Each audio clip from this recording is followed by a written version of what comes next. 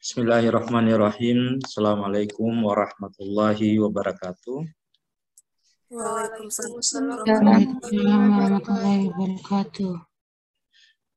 Alhamdulillah, puji syukur kita panjatkan kehadirat Allah Subhanahu wa taala. Pada hari ini 17 Maret 2022 kita kembali melanjutkan kuliah kita pada mata kuliah Sejarah Peradaban Islam yang diajarkan pada program studi Psikologi Islam semester 2. Pada hari ini adalah pertemuan yang keempat.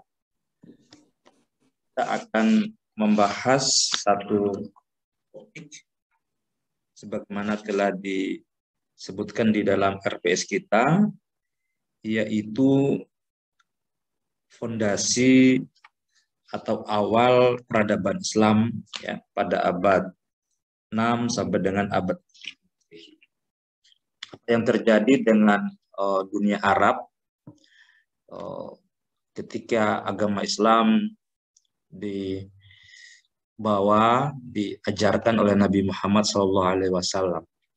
Apakah mereka menerima, apakah mereka menolak, atau seperti apa? Semua sikap itu memberikan kita penggambaran bagaimana tantangan, peluang, harapan bagi perkembangan peradaban Islam pada masa awal di zaman Nabi dan di zaman para sahabatnya atau Khulafaur Rasyidin. Nah, dua hal itu atau dua masa itu, masa hidup Nabi dan masa para khalifah, itulah yang akan menjadi topik kuliah kita pada hari ini. Saya akan share screen dulu ya. Apa sudah kelihatan? Terlihat, Pak. Oke.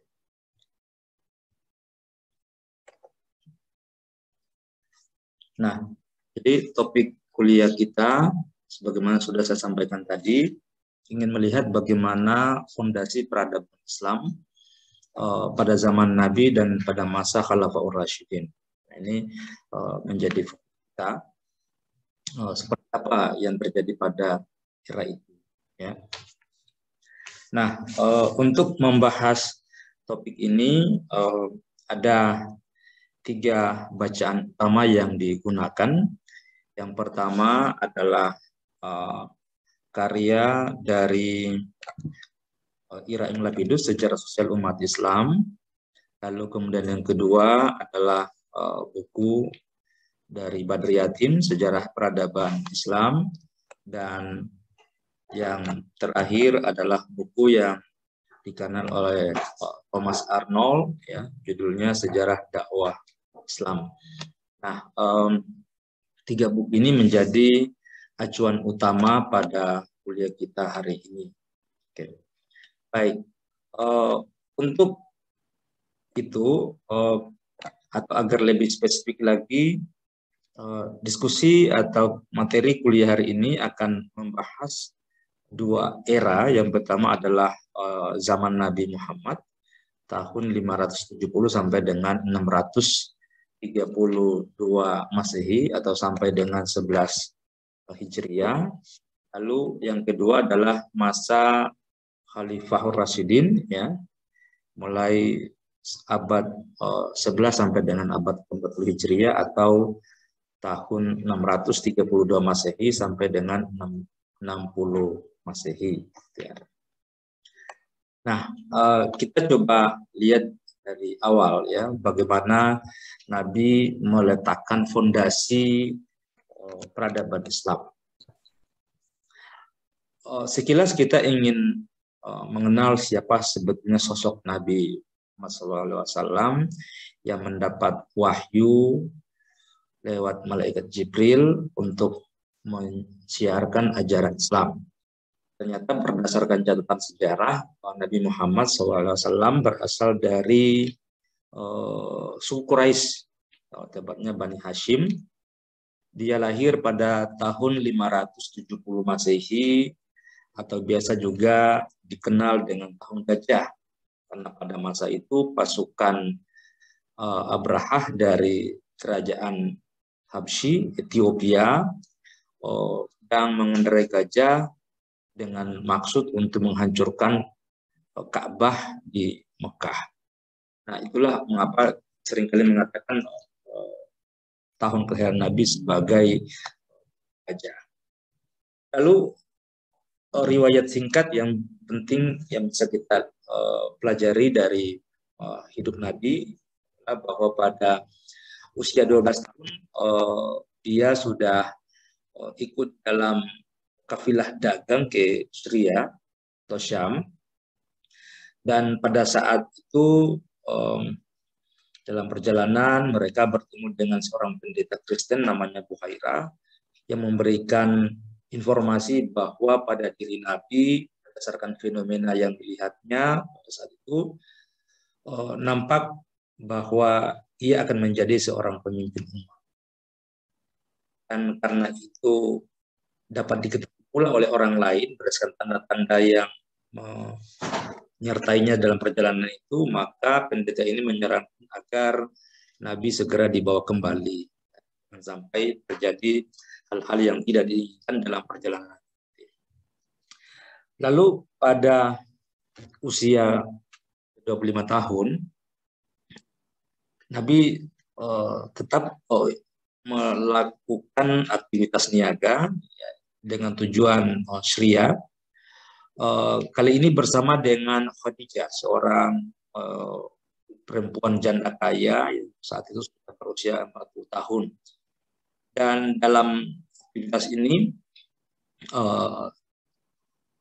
tampaknya Khadijah atau rombongan ini mendapatkan hubungan yang sangat besar.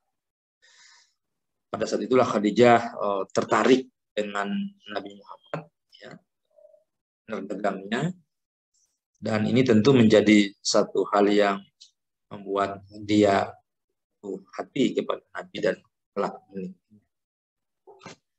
Lalu pada usia 35 tahun sifat kepemimpinan Nabi yang bijaksana itu sudah mulai nampak ketika terjadi perselisihan di antara suku yang sedang memperbaiki Ka'bah, dan terutama pada saat mereka akan meletakkan kembali Hajar Aswad di tempatnya Ka'bah yang pada minggu yang lalu.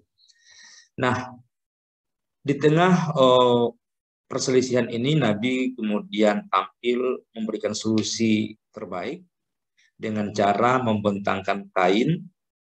Lalu kemudian semua suku yang hadir diminta untuk memegang pada setiap ujungnya, lalu secara bersama meletakkan kembali Hajar Aswad pada tempatnya.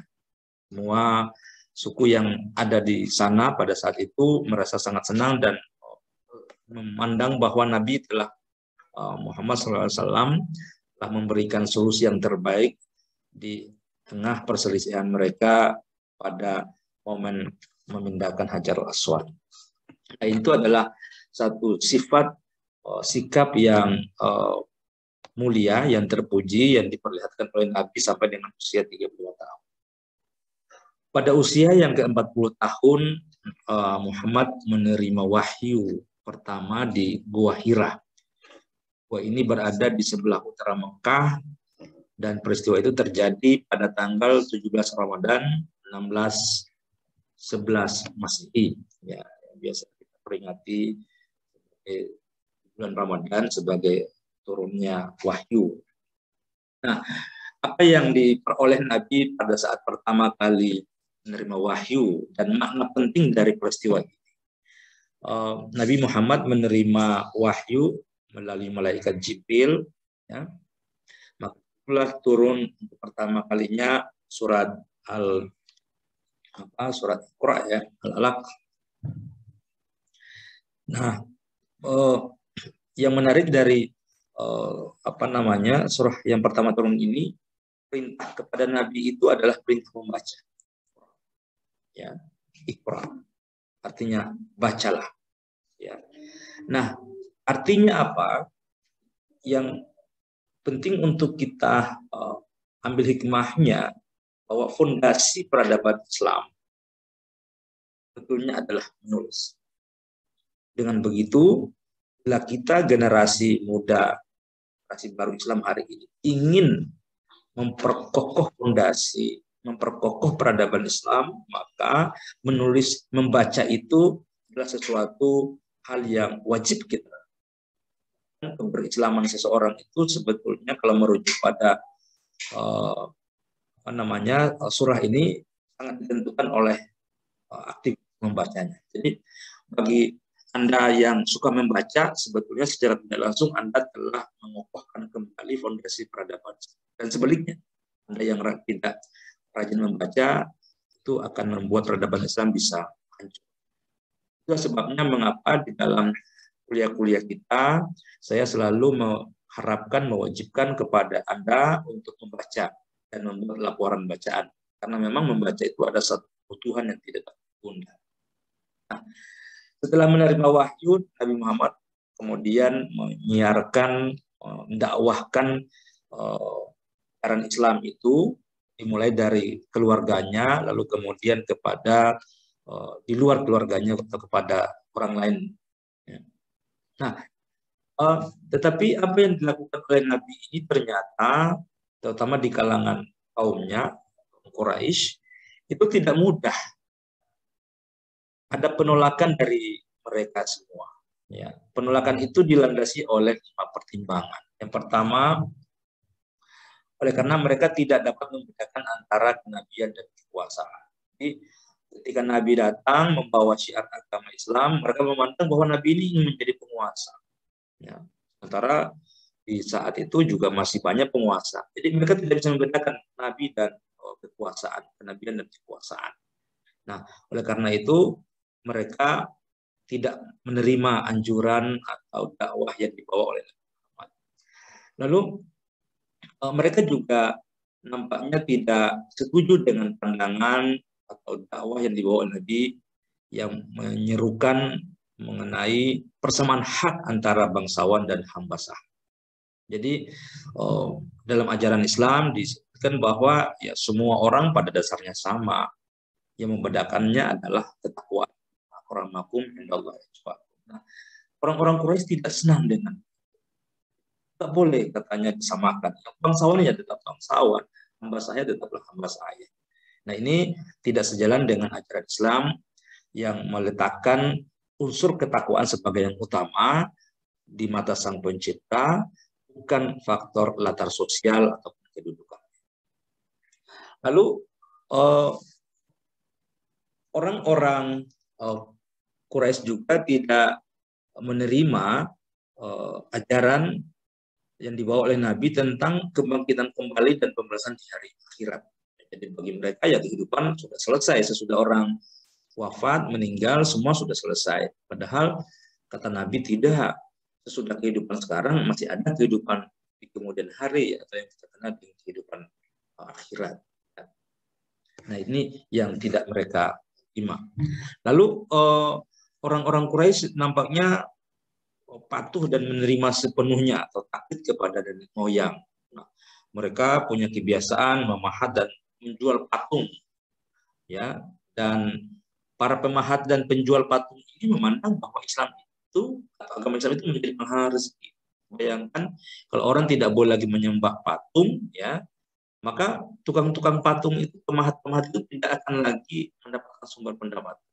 Ini pandangan, ini dasar dari munculnya penolakan dari orang-orang Quraisy terhadap dakwah yang dibawa oleh Nabi Muhammad SAW. Nah, karena penolakan itu, ya, Nabi harus meninggalkan Mekah. Dia hijrah ke Madinah. Hijrah ini tentu bukan berarti dia ingin melupakan Mekah, tetapi dia ingin mencari tempat yang memungkinkan untuk menjalankan dakwah.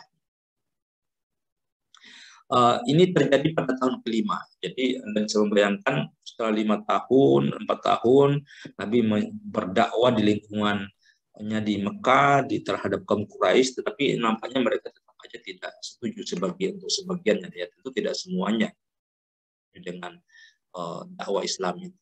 Nah, pada akhirnya Nabi dengan berbagai pertimbangan memutuskan untuk hijrah, untuk pindah dari Mekah ke Habsyah atau Ethiopia. Nah, apa yang terjadi sesudah perpindahan itu?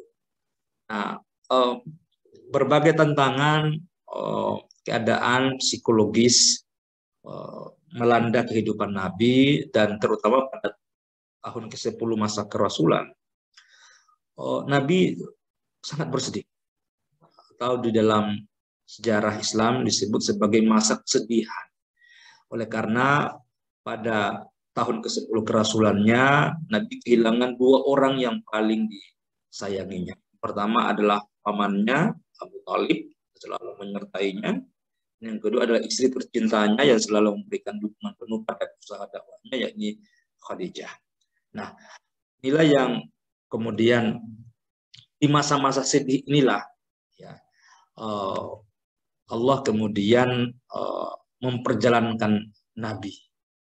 Jadi di tengah kesedihan, di tengah situasi yang pelik ini, Allah memberikan satu semacam kemewaan, ya, biar tidak tenggelam dalam kesedihan itu, maka diperjalankanlah Nabi, yang kita kenal dengan peristiwa Isra dan Mi'raj. Lalu sesudah itu nampaknya setelah Nabi melaksanakan Isra Mi'raj, ya, ada yang percaya dan ada juga yang tidak percaya dengan peristiwa itu. Nah, namun yang pasti penduduk Yatsrib pada masa itu sangat percaya, dan banyak dari mereka yang kemudian menganut Islam. Bahkan penduduk Yatsrib ini, ya, ketika Nabi hijrah sana ke negeri mereka ke Yatsrib, dengan begitu gembira mereka menyambut kedatangan Nabi dan rela menggantikan nama kota mereka Yatsrib dengan nama Madinatul Nabi atau kota Nabi, atau dengan kata yang lain Madinatul Munawwarah, kota yang bercahaya. Jadi ini suatu sikap keterbukaan yang luar biasa, pengakuan yang sangat tinggi dari orang-orang Yatsrib terhadap Nabi Muhammad SAW. Jadi mereka tidak hanya sekedar menganut Islam dan menerima kedatangan Nabi, tapi mereka merelakan nama kota mereka itu diganti dengan nama kota Nabi atau Madinatul Nabi atau Madinatul Munawwarah. Nah, ini satu momen yang sangat penting tentu. Lalu setelah Nabi berada di Madinah, apa yang dilakukan untuk meletakkan fondasi peradaban umat Islam? Yang pertama dan terutama dilakukan oleh Nabi adalah membangun masjid. Masjid berfungsi sebagai tempat ibadah dan sarana mempersatukan umat. Jadi masjid itu sangat penting. Ya, fungsinya adalah fungsi ibadah dan fungsi sosial kalau kita belajar pada sejarah Nabi. Lalu langkah yang kedua dilakukan oleh Nabi ketika sudah berada di Madinah adalah membangun ukhuwah Islamiyah atau persaudaraan sesama Muslim antara kaum muhajirin, yakni orang-orang yang bersama Nabi yang pindah dari Mekah ke Madinah, dan kaum Ansar atau orang-orang yang ada di Madinah. Mereka itu bersaudara, ya, atau kita kenal dengan istilah ukhuwah Islam. Nah, inilah peristiwa pertama saya pikir kita kemudian kenal dengan ukhuwah Islamiyah yang dilakukan pada zaman Nabi Muhammad SAW. Tidak hanya persaudaraan itu dilakukan antara umat Islam, tetapi juga Nabi memperluas persahabatan itu dengan pihak-pihak lain, ya, orang-orang Yahudi dan orang-orang Arab yang non-Islam.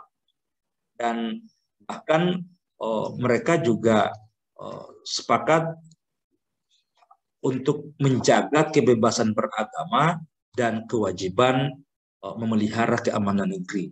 Nah, ini yang kita kenal dengan konstitusi Madinah. Jadi semua boleh menjalankan agamanya, tetapi semua juga wajib memelihara keamanan negeri. Jadi urusan agama dibebaskan, Ya, silakan semua orang melakukan apa saja menurut ajaran agamanya, tapi urusan keamanan itu menjadi tanggung jawab bersama. Ini satu hal yang sangat penting dari apa yang dilakukan oleh Nabi.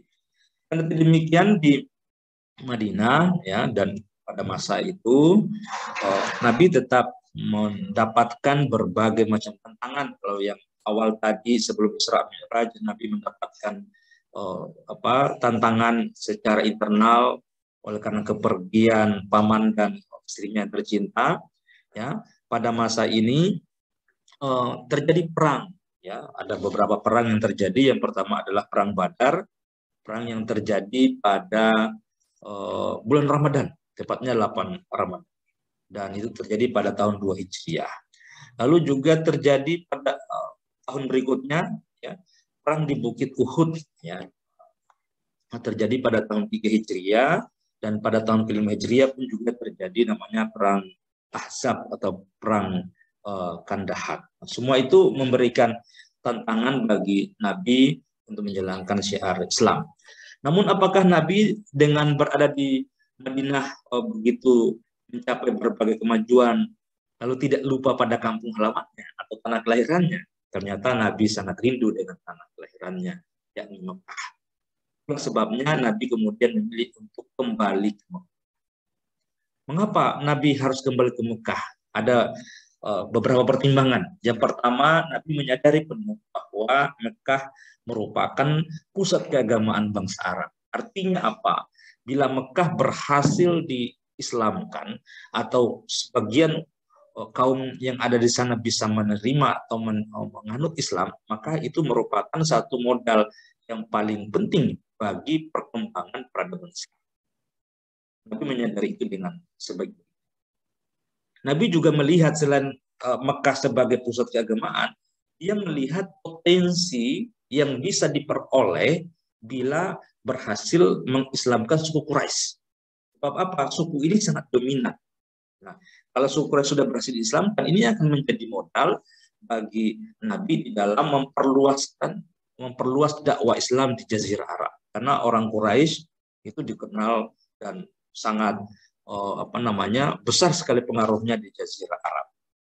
Nah, pada akhirnya di tahun ke-10 Hijriah, ya, kalau kita buatkan sedikit ringkasnya, ada satu peristiwa penting yang terjadi pada tahun 631 Masehi atau tahun 10. Ya, pada saat itu terjadi peristiwa spiritual, yakni Haji Wada, dan ini adalah kali yang terakhir Nabi menyampaikan nasihat-nasihatnya bahwa untuk bisa menjadi umat yang baik, untuk bisa memajukan Islam di masa yang akan datang, Nabi kemudian memberikan sejumlah nasihat. Yang pertama, larangan berperang kecuali dengan hak. Artinya, ya, berperang boleh, tetapi lihatlah situasinya, konteksnya, apakah memang itu harus dilakukan. Kalau hanya konflik kecil-kecilan yang silakan aja diselesaikan, kata Nabi. Lalu yang kedua, pesan Nabi di Haji Wada itu adalah larangan mengambil harta orang lain dengan batil. Ya, jadi jangan mengambil harta orang lain, kata Nabi. Yang ketiga, larangan riba dan menganiaya. Nah, ini riba ini menjadi satu praktek yang masih tetap saja berlangsung sampai sekarang. Padahal Nabi sejak awal sudah mengingatkan larangan riba dan menganiaya orang lain. Lalu juga ada anjuran dari Nabi, perintah untuk memperlakukan istri dengan baik dan lemah lembut, ya, dan menjauhi dosa. Jadi istri harus diperlakukan dengan baik, jangan sampai karena kesewenang-wenangan menganggap bahwa suami itu adalah segalanya, adalah ulil amri, adalah pemimpin, sehingga dia berbuat semena-mena terhadapnya. Jadi istri harus disayangi, kata Nabi. Lalu umat Islam harus mengedepankan sikap saling memaafkan. Ya, karena Islam itu adalah rahmatan lil alamin. Yang keenam, nasihat Nabi menegakkan persaudaraan dan persamaan di antara manusia. Jadi Nabi berpikir lebih jauh, tidak lagi di level umat Islam saja, tapi di antara umat manusia, tanpa kecuali agamanya apa. Kita harus menegakkan persaudaraan dan persamaan. Dan juga Nabi memesankan agar memperlakukan hamba sahaya dengan baik. Umat Islam pada intinya kata Nabi harus berpegang teguh pada Al-Quran dan Sunnah. Ya, itu harus menjadi acuan lain. Nah, akhirnya Nabi wafat pada tahun 632 Masehi atau 1 tahun setelah Haji Wada tadi, tepatnya pada tanggal 12 Rabiul Awal 11 tahun 11 ya. Nah, itu gambaran bagaimana fondasi peradaban Islam diletakkan oleh Nabi. Lalu bagaimana dengan zaman Khulafaur Rasyidin atau para khalifah atau para pemimpin atau pengganti Rasul?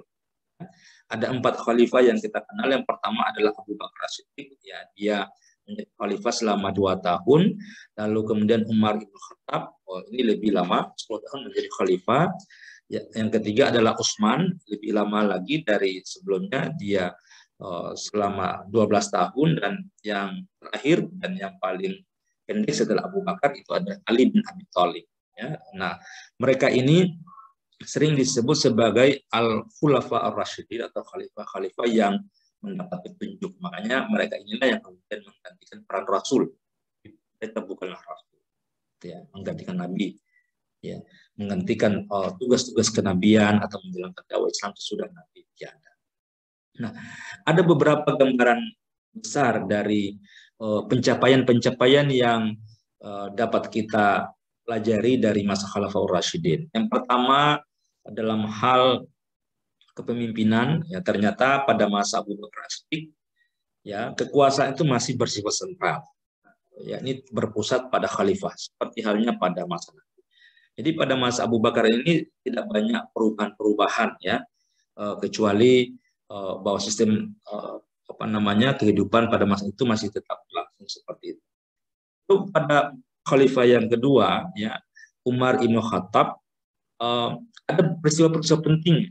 Jadi di masa ini Islam itu semakin meluas pengaruhnya. Ada ekspansi Islam ke Syria, ke Damaskus, Skandaria atau Mesir, lalu kemudian ke Al-Qadisiyah, Irak, dan Al-Madain. Jadi Islam sudah mulai diperluas melampaui Jazirah Arab pada masa Umar ibn Khattab. Khalifah yang kedua juga ini membagi wilayahnya menjadi 8, ya, atau provinsi yang terdiri dari Madinah, Mekah, Syria, Jazirah, Basrah, Kufah, Palestina, dan Mesir. Dan pada masa ini pula didirikan jawatan kepolisian dan kerjaan umum. Juga yang tidak kalah penting adalah pendirian Baitul Mal, ya, atau tempat menghimpun harta kekayaan, ya. Dan juga nampaknya perdagangan begitu bagus sehingga pada masa ini ada kegiatan penempaan uang. Dan dari sisi pengetahuan, ya, pada masa Umar bin Khattab ini jangan sampai kita lupakan pertama kalinya diciptakannya tahun Hijriah. Jadi perhitungan tahun Hijriah itu baru dimulai pada masa Umar bin Khattab. Lalu bagaimana dengan Utsman? Apa yang terjadi di zaman Utsman? Pencapaian-pencapaian apa saja? Ternyata di zaman Utsman seperti halnya zaman sebelumnya juga ada ekspansi. Kali ini ekspansi umat Islam ditujukan ke daerah Armenia, Tunisia, Siprus, Rhodes, Persia, Transoksania, dan juga Tabaristan. Jadi Islam semakin perluas, ya, dengan jalan militer tentunya pada masa itu. Ini pencapaian penting yang terjadi pada masa Utsman. Nah, apa yang terjadi di masa khalifah yang ketiga, yang keempat, Ali bin Abi Thalib? Ya, ternyata yang paling banyak terjadi di masa Ali ini adalah persoalan, ya, adalah masalah. Ada pemberontakan-pemberontakan yang terjadi, ya, misalnya pemberontakan yang terjadi di Talha, Zubair, dan Aisyah, ya. Oleh karena mereka tidak setuju dengan sikap Ali yang tidak menghukum atau membiarkan pembunuh. Jadi khalifah yang ketiga itu terbunuh, ya, tetapi nampaknya Ali tidak bertindak tegas atas pelakunya, ya, dan pada akhirnya itu menyebabkan terjadinya pemberontakan terhadap atau upaya untuk merongrong masa kekhalifahan Ali bin Abi Thalib. Lalu juga yang tidak kalah pentingnya dan akan berwarna era sesudahnya adalah perlawanan dari gubernur Damaskus, terutama Muawiyah dalam perang Siffin. Nah, dari sinilah kemudian lahir golongan yang ketiga yang kita kenal dengan golongan Al-Khawarij. Nah, ini ternyata pecahan yang diinspirasi oleh Muawiyah, karena mereka tidak setuju dengan sikap. Nah, ini menjadi warna bagi perjalanan sejarah umat Islam kemudian. Sampai sekarang saya pikir ya, bahwa umat Islam pada masa ini terbagi menjadi 3 kelompok. Yang pertama adalah kelompok Sunni, ya, yakni kelompok Muawiyah, lalu kelompok Syiah yang tak lain adalah pengikut Ali sendiri, dan Al-Khawarij atau orang-orang yang keluar dari barisan Ali. Nah, inilah masa terjadinya perpecahan itu. Nah, itulah beberapa poin penting dari topik kuliah kita hari ini, ya, bagaimana fondasi peradaban Islam menjadi satu unsur kekuatan yang berpengaruh terhadap sejarah umat Islam atau sejarah peradaban Islam pada era selanjutnya. Kita akan lanjutkan kuliah kita kembali pada pertemuan minggu akan datang dengan melihat bagaimana peradaban Islam di era sesudah masa Khulafaur Rasyidin di beberapa tempat. Saya pikir cukup kuliah kita sampai di sini. Kita akan lanjutkan kembali minggu yang akan datang. Terima kasih atas atensinya semua. Semoga selalu sehat dan sampai jumpa minggu depan. Assalamualaikum warahmatullahi wabarakatuh. Waalaikumsalam warahmatullahi wabarakatuh.